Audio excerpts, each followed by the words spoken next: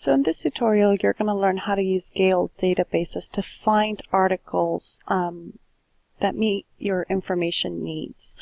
What you're going to do is go to the school homepage and you're going to scroll down to find the buttons that will lead you to the GALE database websites.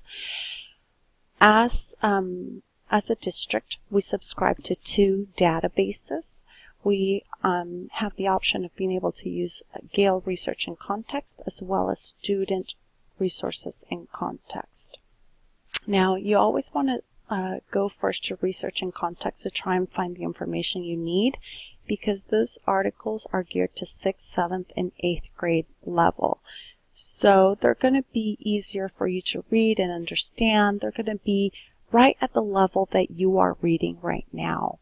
You can always also use Student Resources in Context. However, that database is more geared to high school level students. So the articles you find are going to be longer.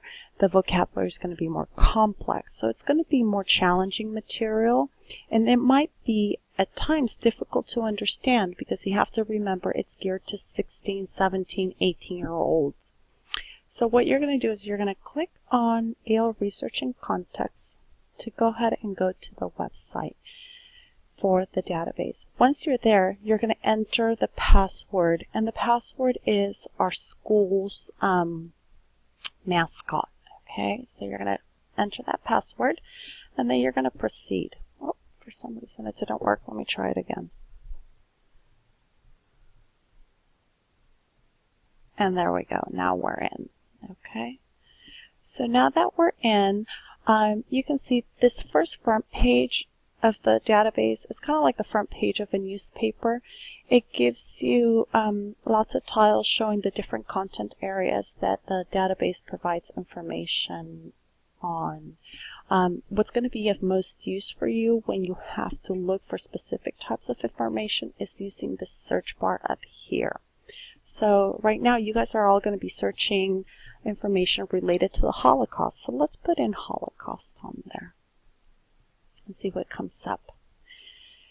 Now, if you notice, the first tile that comes up is like an overview of the topic you looked up. Okay, so this here is an overview article, and you can actually click on it, and if you see, it gives you information, little bits of information on different aspects of the Holocaust. So the early years, World War II, the aftermath, all the little subtopics within that larger topic. Okay, let's go back.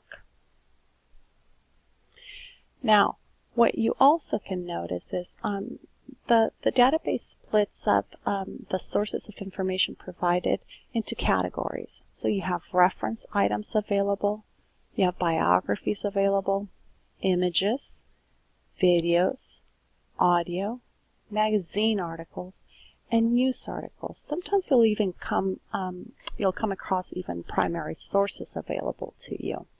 So you can research any of these categories for information you're looking for. So let's go to the reference articles. This is kind of what I call the meaty substance, you know, the stuff that has a lot of information, information to be able to answer your questions. Now, how many articles do we have here under reference? Well, if you look, there's 27. Now, I could actually scroll down this whole list of articles and read the little synopsis on each article to see which ones apply most to me, to the question that I'm asking. However, that would take quite a while. So what I can do is I can limit my search. So I can come to this little sidebar right here and see right here where it says subjects. I can click on this little plus icon right here, and when I click it, it actually gives me all the subtopic categories that are under the larger topic of Holocaust, subject of Holocaust, and I can actually scroll down these and see if any of these are related to my topic question. And if not, maybe they help me narrow my topic question even a little more, or maybe they help me decide that my question might not be that specific, and maybe I need to change it around or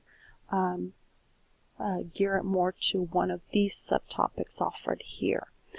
So let's say I'm going through these, and you know, I'm not seeing anything that calls out to me. I wanna focus more on like children and the Holocaust. What was happening with children? So then what I can do is I can do a more specific search. So then I can go right here where it says advanced, this little hourglass, and I can click on that. And then I can go ahead and put all the terms that I would want to look out for. So here in this first box, I'm going to put Holocaust. Okay, and it already gives me a term that I can select. And then I'm going to pick a Boolean term. These are terms that help me cluster my terms together. So I'm going to say and. I'm looking for the term Holocaust and something else in these articles. So what I'm going to look up is children.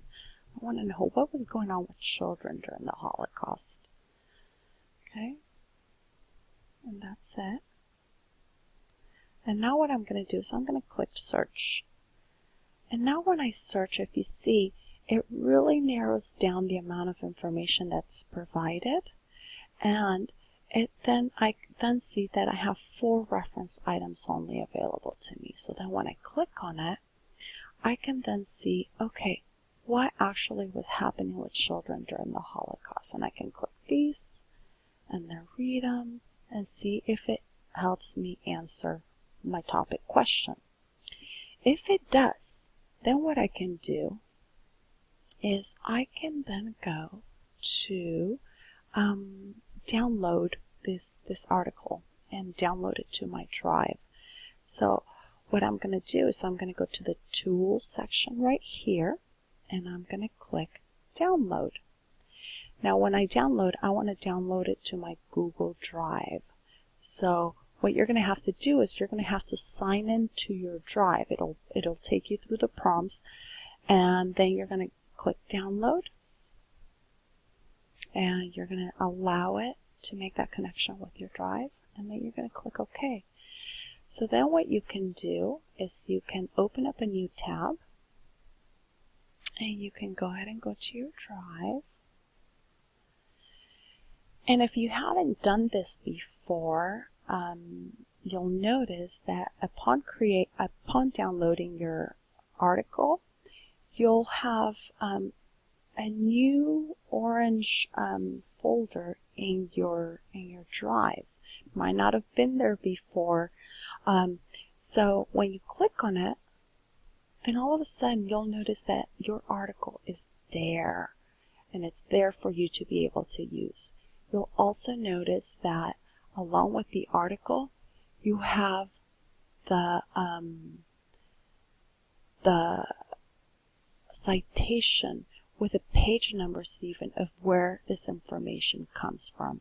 You can scroll all the way to the bottom. You can see that the whole article is there for you then to be able to read and annotate and use for your research. All pages. Now this is a very, very, very long article. You can see right here, it is 11 out of 54 pages.